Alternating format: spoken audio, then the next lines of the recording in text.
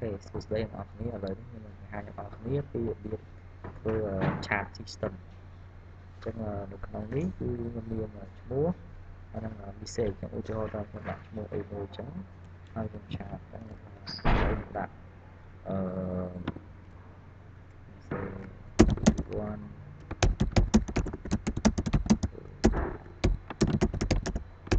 តាឌីចឹងពេលចុច send វាអាចនេះចូលមកអញ្ចឹង you want to start អញ្ចឹងពីធម្មតាដល់ពេលយើង upload អីចូលមួយវាត្រូវការ refresh ចឹងនៅក្នុងនេះគឺស្ករណីយើងចង់ update ក្នុង database ក៏បានដែរឧទាហរណ៍ចូលទៅ update ក្នុង database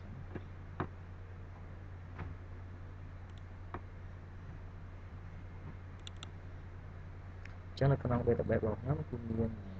table មួយដាក់ថា DB chatbox ហើយក្នុង table របស់ខ្ញុំហ្នឹងគឺមាននេះមាន column 3គឺ chat ID username ហើយនឹង msg text អញ្ចឹងនៅក្នុងហ្នឹងគឺខ្ញុំបានបង្កើតហ្នឹងគឺខ្ញុំប្រើ auto number នៅលើ chat ID username ហើយនឹង chat text ហ្នឹងប្រើជា text អញ្ចឹងនៅក្នុងនេះខ្ញុំបញ្ចូលទិន្នន័យបានដែរអ្នកនរមើលអត់ទាន់នៅក្នុងនេះគឺខ្ញុំបញ្ចូលទិន្នន័យពី database ទៅក៏វា refresh នៅក្នុង web របស់ខ្ញុំដែរអញ្ចឹងជាធម្មតាវាយកទិន្នន័យហើយយកទៅការមក refresh page ណាតែពេលនេះគឺយើងអត់ទៅការ refresh page គឺយើងអាចបញ្ចូលពីនេះទៅគឺអានោះវា refresh page នេះគឺវា refresh auto បន្តិចតែម្ដងមកពីបញ្ចូលថាតារាហើយបញ្ចូលថាអីមួយទៅថា hello ចឹងអូខេហើយនេះអញ្ចឹងគឺខ្ញុំអត់ត្រូវការ refresh នៅក្នុង page របស់ខ្ញុំទេគឺខ្ញុំគាត់តែបញ្ចូលទិន្នន័យក្នុង database របស់ខ្ញុំគឺវាrefresh page auto បន្តិចតែម្ដងអញ្ចឹងយើងអាចបង្កើតជា server មួយហើយយើងឲ្យគេ chat ជា group បានអញ្ចឹង example នេះគឺខ្ញុំបង្ហាញដល់អ្នកនរពីរបៀបធ្វើ chat group នៅក្នុង group messenger អីមួយណាអញ្ចឹងវិធីធ្វើវាទី1អ្នកនរត្រូវបង្កើត database តទៅទៀតគឺបង្កើត table ណាចូលទៅ table អញ្ចឹងនៅក្នុង table នេះគឺមានដូចខ្ញុំបានបង្ហាញមិញហ្នឹងអញ្ចឹងគឺមានchat ID ដែលយើងប្រើជា in len with dot ហើយ auto number ហើយកន្លែងនេះគឺ username ហើយនឹងនេះគឺmsg text ដែលខ្ញុំប្រើ type data type របស់វាគឺជា text ឬករណីជា save ច្រើនបន្តមកទៀតអ្នកនរចូលទៅបង្កើត file អញ្ចឹងខ្ញុំចាប់តាមធ្វើ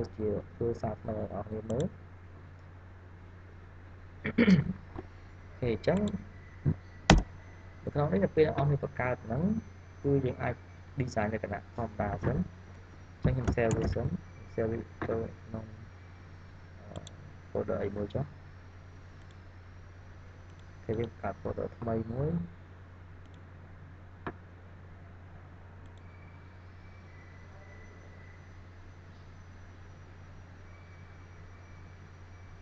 គេសិបចាំបន្តិចអញ្ចឹងខ្ញុំដាក់ថា so គេដាក់ chat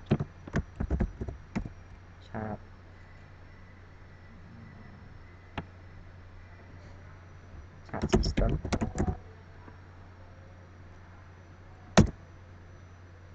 ខេខ្ញុំ set អស់ហើយតែ file ខ្ញុំដាក់ថា index ដើម្បីវាដើរមុនគេណាចឹងនៅក្នុងនេះគឺខ្ញុំអាច design សិនអញ្ចឹងទី1ខ្ញុំដាក់ថាបង្កើត form សិនចឹងនេះបើតាមកម្មវិធី Dreamweaver អញ្ចឹងអាចបង្កើត form បន្តិចតែម្ដង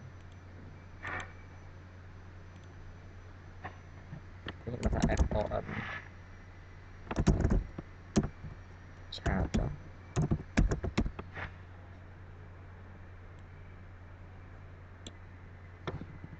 អញ្ចឹងប៉ុណ្្នេះយើងអាចបង្កើត form បានហើយ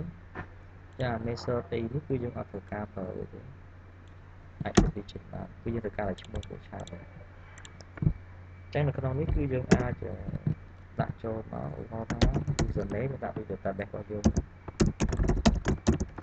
username ហើយយើងអាចមាន text box មួយសម្រាប់គេវាយបញ្ចូលចាអានេះមែនតើគឺ អត់ការបាយបញ្ចូលទេអាហ្នឹងគឺទៅពេលដែលយើងធ្វើ complete យើងអាចបង្កើតជា form login ដល់ពេលយើងបង្កើតជា form login យើងអាច login ចូលហើយយើងចាប់ section យកតាមដងតែក្នុងនេះគឺអត់តមាន form login របស់គេទេអញ្ចឹងខ្ញុំធ្វើចូលដាក់ sample ឲ្យបងប្អូនមើលសិនណាអញ្ចឹងខ្ញុំដាក់ថា pt name គេខ្ញុំដាក់តទៀតគឺ chart គេដាក់ text តាមផង text កន្លែងនេះគឺយើង input ចូលទៅទៀតគឺយើងក៏ text area អត់ក៏ text field ទេក៏ text area ដាក់ pt text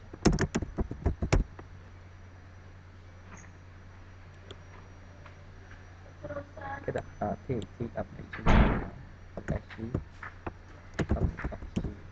នេះសេទៀតបាទនេះចឹងយើងអាចទៀតដាក់ br ក្នុងនេះយើងអាចថែមនៅប៊ូតុងមួយទៀតពេលយើងអាចថា rest បាទ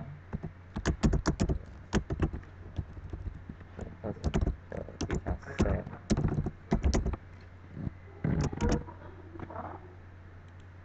ចឹងនៅក្នុងនេះដល់ពេលយើងបើកចេញមកបាន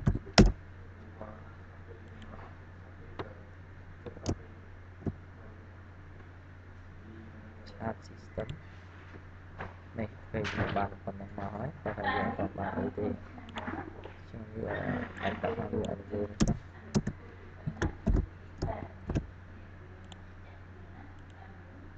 នេះចឹងអត់នេះអាចពេកវាធំនេះដើម្បីងាយស្រួលការគេវាយ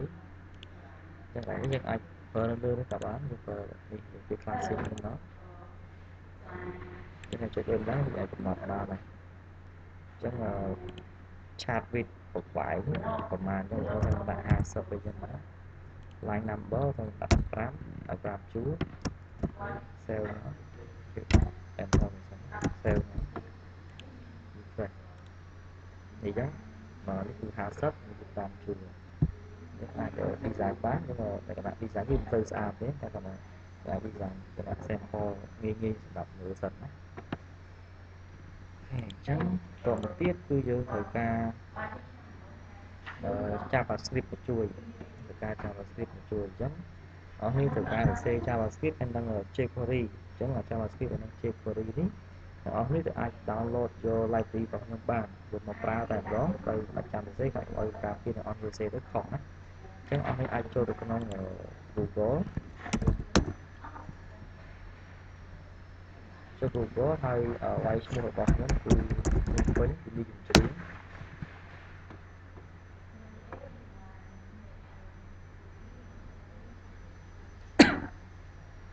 ពេលអញ្ចឹងអស់នេះនឹងឃើញគឺនេះ website របស់ខ្ញុំគឺ DG Data ហ្នឹងខ្ញុំចុចចូលមកអញ្ចឹងក្នុងចូលទៀតក្នុង PHP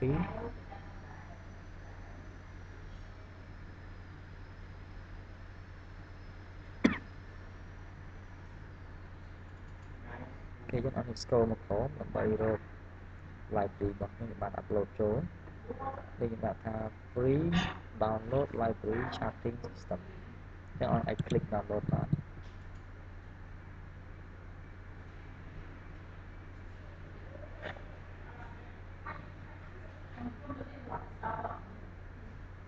ហើយចាំតិចមិនដែរយូរនេះ code script នេះ download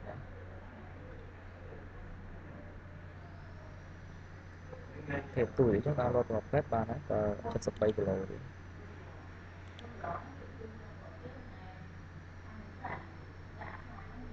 72គីឡូអញ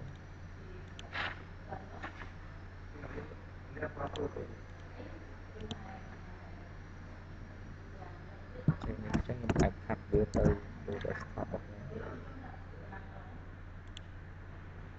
ខ្ញុំ extra វា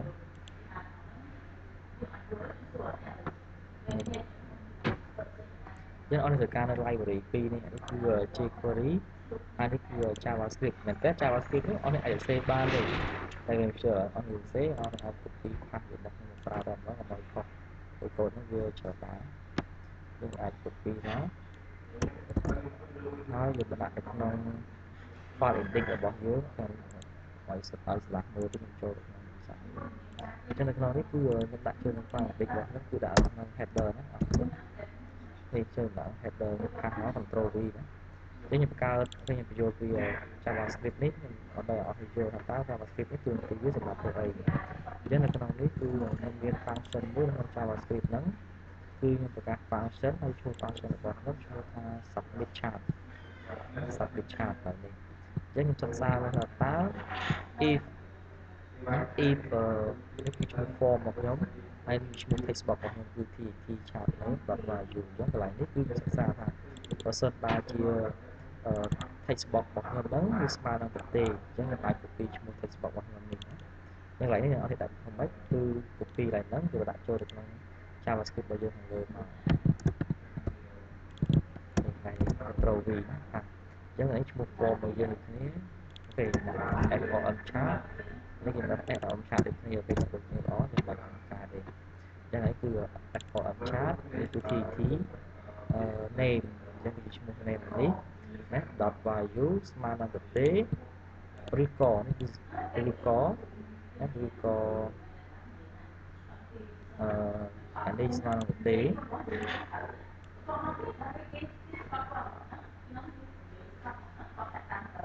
ចឹងកន្លែងនេះគឺ MSG ចឹងកន្លែងនេះគឺនេះណា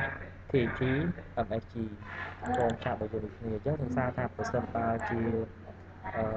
អូខេនេះអានអញ្ចឹងអានេះ MSG TT name របស់យើងហើយនឹងN និង TT MSG របស់យើងស្មើនឹងទេគឺវាឲ្យវាចេញ message មួយប្រាប់ថាណាគឺអត់មានតិន័យទេឲ្យវា fill ចូលទៅក្នុង fill របស់យើងទាំងអស់ហ្នឹងហើយនេះ message ហ្នឹងអត់អាច save នៅបាន save មិន save ទៅអត់បានទេតែវា return ទៅវិញហ្នឹងគាត់ថាអត់ឲ្យវាទៅមុខទេ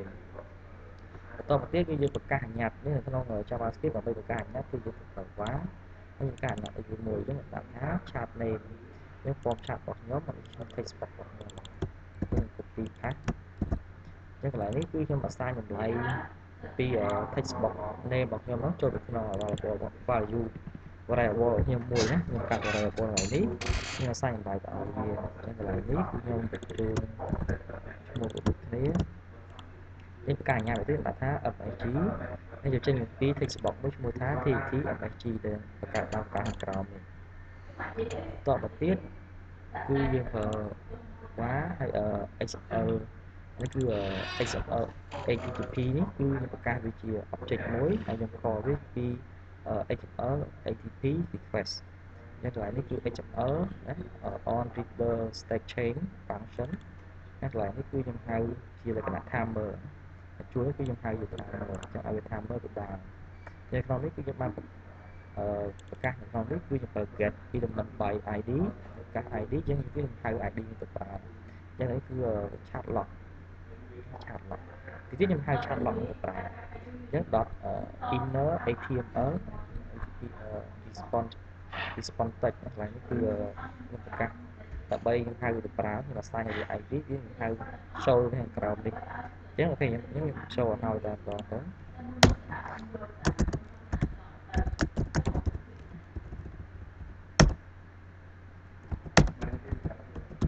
ខេចឹងឥឡូវខ្ញុំហៅ id នេះអញ្ចឹង id នេះគឺខ្ញុំហៅអា chat box នេះទៅប្រើនេះ chat box អញ្ចឹងករណីបើសិនបើជាយើងអត់ទាន់មានទិន្នន័យកំពុង loading ណាអញ្ចឹងអស់នេះអាចទៅសេអក្សរនេះបាន loading ហ្នឹងអញ្ចឹងខ្ញុំសេអក្សរមួយ please go ទៅចឹងទៅdata is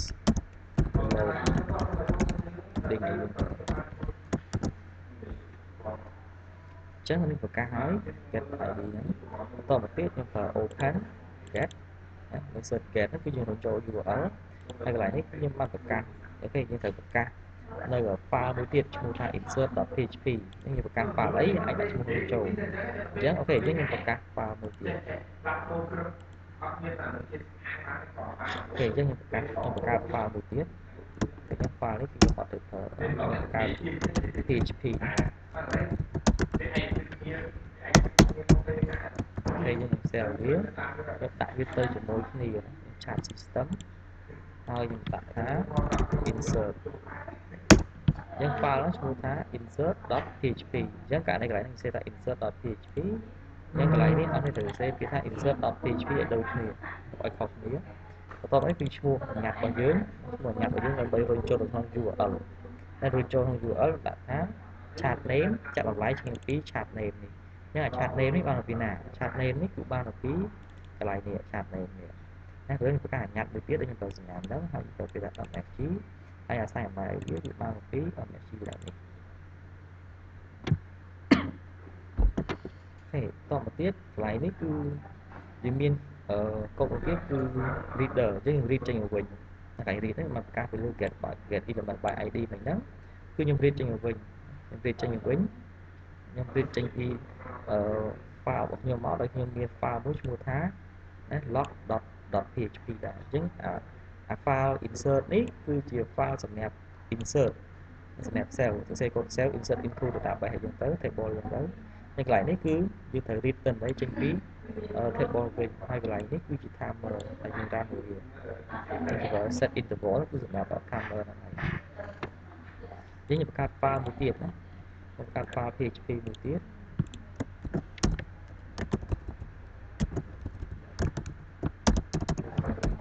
ហើយយើង save វាខ្ញុំដាក់ថា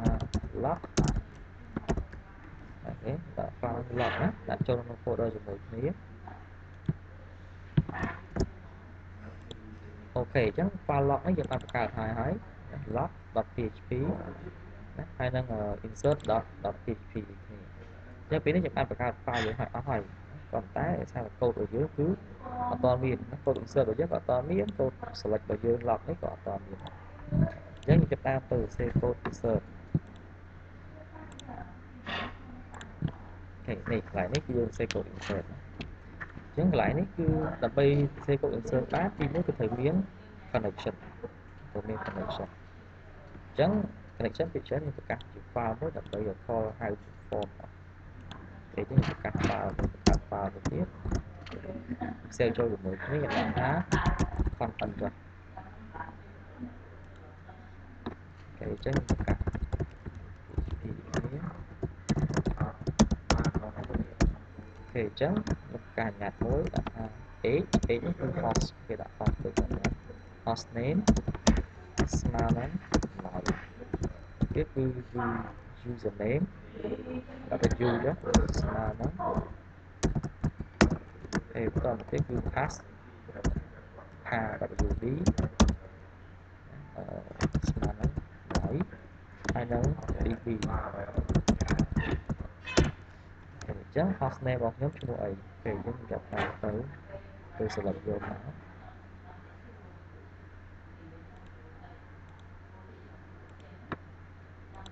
អូខេនេះអញ្ចឹង host name របស់ខ្ញុំប្រើក្នុង local ណាប្រើពាក្យថា local បន្តមកទៀតគឺ username របស់ខ្ញុំគឺ root password អត់មានទេ database របស់ខ្ញុំឈ្មោះថាម៉េចអញ្ចឹងគឺ database របស់ខ្ញុំដាក់ថា db chatbot db chatbot គេយើងវាយតាម db chatbot វាយឲ្យខុស db chatbot គេទាញវាអត់ត្រូវ db chatbot អូខេត្រឹមត្រូវតទៅទៀតយើងចាប់បានសរសេរ connection របស់យើងគឺយើងអាចប្រកាសអាញារួមមកដល់ថា connection យើងត្រូវស្មើនឹង HTTP select នេះហើយមិន select នេះ connection connect ហើយមក HTTP connect អញ្ចឹងទី1គឺយើងត្រូវការ host អញ្ចឹង host $u $pass តទៅទៀតគឺយើងហៅ connection របស់យើងមកស្មើនឹង select db ស្មើនឹងគេអញ្ចឹងនៅក្នុងនេះណាអញ្ចឹងយើងបានហើយអូខេអញ្ចឹង ចឹងយើងបាន connection ហើយជាតាម call connection របស់យើងចូលទៅក្នុង file insert របស់យើងនេះចឹងយើងខ្ញុំបាន call ទៅទៅគេទៅ include ទីតាំងរបស់យើងគឺនៅជាមួយគ្នាយើងហៅ content ចូលតាមដល់ content.php គេនេះចូលហើយតាមត្រូវហើយ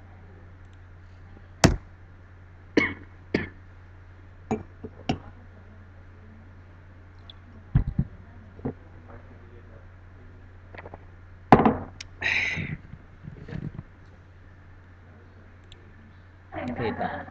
អញ្ចឹងយើងចាប់បានសរសេរ file យើងចាប់បានបង្កើត browser មួយដើម្បីចាំតម្លៃចេញពី JavaScript របស់យើងអញ្ចឹងយើងបង្កើតឧទាហរណ៍ទី1គឺ name ស្មើនឹង$_request ចេញមកពីតម្លៃយើងបោះទៅក្នុង URL របស់យើងនេះអញ្ចឹងក្នុងនេះគឺយើងបានប្រកាសក្នុង URL របស់យើងនេះគឺ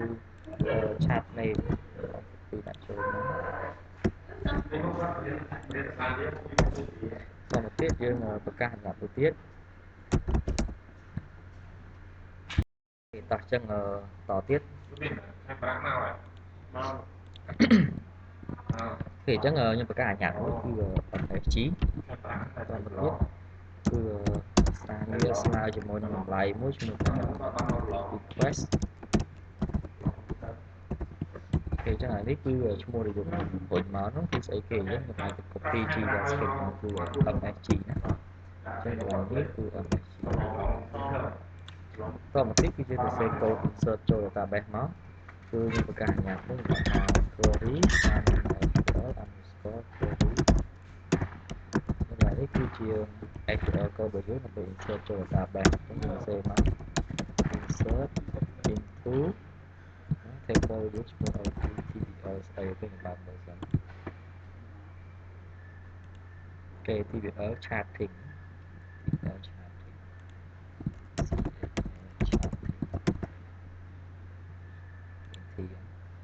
គេទី6ទេគេ TBL chatting តែ insert into table name បន្តទៀតគឺខ្ញុំប្រកាស value យកតាមគេ value យ៉ាងទី1គឺ auto number បន្តមកបន្តទៀតតម្លៃខ្ញុំចូលគឺ name បាទទី2គឺ MSG យ៉ាងសារវាជា string ទៅអត់អូ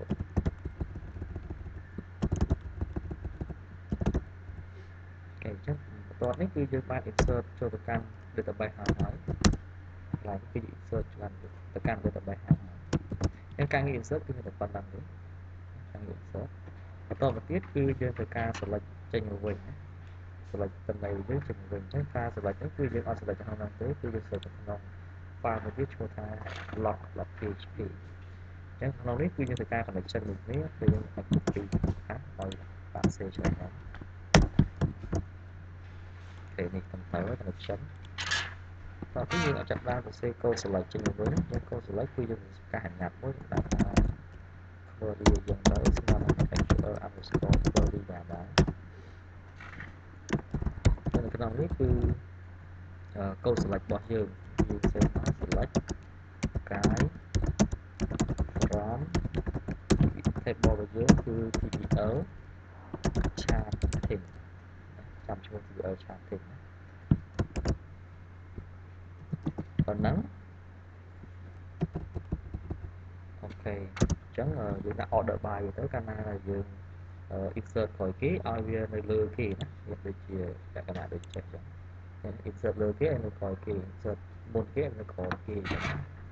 ចឹងយើងទៅ order by វាអញ្ចឹង order by គេអញ្ចឹងបើក database មើលសិនពេលអញ្ចឹងគេអាច order by chat ID ចុះ chat ID ចុងក្រោយទៀតនៅលើគេអញ្ចឹង chat ID អក្សរ C ធំ ID អក្សរធំអញ្ចឹងគឺ chat ID DESC descending បន្តទៀតគឺយើងចាប់បាន select echo តម្លៃចេញ echo echo đô la thế còn biển ấy và echo bán dùng từ vào tuần này thì trên sân vào chẳng dừng vào mình cầm nhặt nữa là data agent đó mà nó SQL underscore fetch rồi này lại query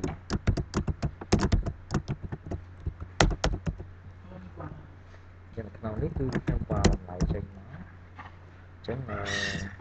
một lại echo bán echo được là data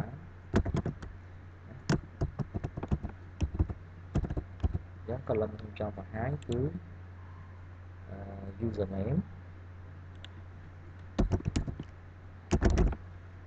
thì username người dẫn username cái view thoát mà nó ảnh thoát sang xã hội ta bạn mà nhóm cứ chặt là đó username view thoát ảnh thoát sẽ đối mọi thoát thì thoát có to một tiết cho ai cho to cho mỗi lần rồi mình tính tới chuẩn bị là mình mới đợi kênh xa thì chẳng là có cái cứ là ta mình tiếp cứ bằng SG touch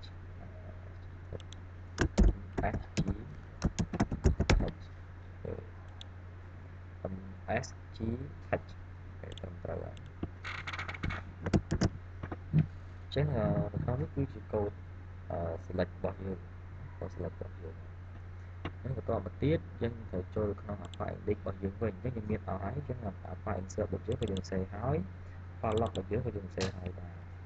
giống là một tiết quy dân từ call function của một báo thì function được dưới người ta tháo function sau bị trả thì chúng mình sẽ tiền đó tổ xí rồi này nếu quy nhân hai event rồi bỏ express mối cứ event on click hai event on click đó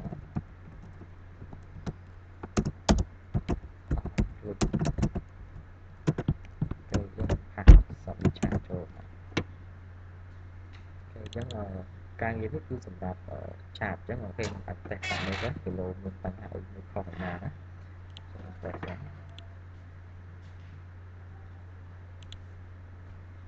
rồi please về để download đây nhé cứ to mình tâm mấy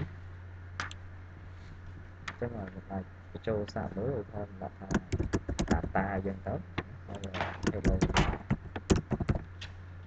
cái sen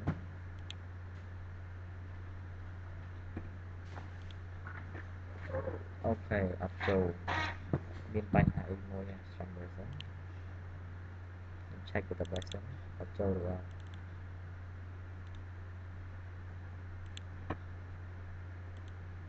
cái dân tôi mới chắc là lúc chó mọi người lớn ok này ta tá châu này ta tá châu cái một trong mấy chắc đó chúng ta tá hello châu này nếu mà tham nhập insert châu là bạn khi nhập insert bảng cho một tá được không biết cứ up tin mình này trên cái những sản phẩm sản rồi để up biên bản ok up biên tới mình sắp hai một việc chẳng hạn rồi nhớ hello được hai rồi sáng thì bạn người tạo bài sống cho đó khi mình rồi nhớ hai chỉnh còn tá hãy thấy năm gì ở trên được là lâu tình này trên là trên là xong được một cột đoạn thì trên là nước cứ dùng hai mấy cứ chạp lọc cái chạp lọc cái chạp lọc cái hai nói ô okay. Dân thử đi mua tiền cái cả này hiện tại phần nó cứ áp trên nào để tôi nói áp trên nào để chẳng cứ ở thằng viên mua tiền nếu không là bài bày bằng nhắn tuy nhiên là trên query mua tiền chắc anh được copy trên query nó đặt cho được non folder bằng dưới dân là folder bằng dưới chat system cho màn hình chắc là anh thể import library import jQuery cho được non file với bao nhiêu mình chấm ở đây import ví dụ tạo skip skip hay và soc nó យើងប្រើទៅការណាប៉ាល់ជើងឬបើជើងនៅ chat system នេះអូខេបិទ skip នេះចឹងយើងអាច import ចូលទៅបានដែរអញ្ចឹងកូដ jQuery វាច្រើនអញ្ចឹងអត់វាតែជាពិបាកសរសេរអញ្ចឹងអាចតាមលុបនេះទៅប្រើបានយើងសាក refresh ម្ដងទៀតនេះមកហើយតែគាត់ជាប់គ្នាតគ្នាណាអញ្ចឹងមានការ BR មួយសិនក្នុងអា load របស់ខ្ញុំនេះគឺខ្ញុំប្រើ BR មួយដើម្បីឲ្យវា enter ទៅមើលគឺស្អាតអញ្ចឹងតជាមួយនឹង BR មួយទៀតទៅនេះចូលបានហើយបើចាំវាទៅគឺវាធ្វើអូតូតិចបានអញ្ចឹងវាហៅថាខ្ញុំបញ្ចូលទៅនៅមួយដាក់ថា Yoda ឈ្មោះ Yoda say how are you ឧទាហរណ៍ how are you គាត់ set មកនេះមក how are you អញ្ចឹងយើងទៅមើល database វិញ